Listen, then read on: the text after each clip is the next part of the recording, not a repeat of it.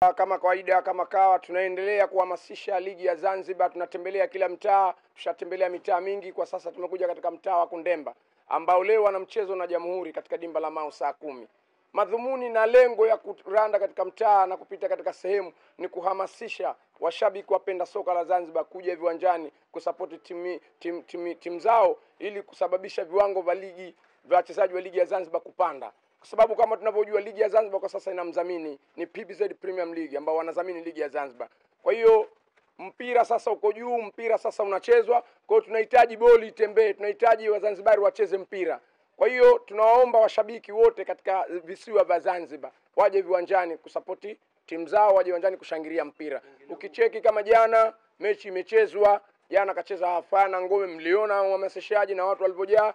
Kwa hiyo lengo ni kuhakikisha watu wanajaa viwanjani na leo ni Kundemba. Kundemba ni klabu kwa sasa ni klabu kubwa Zanzibar. Inafahamika balaa lake. Mimi nawajua Kundemba. Hawana show ndogo. Kundemba ni klabu ambayo ina show kubwa.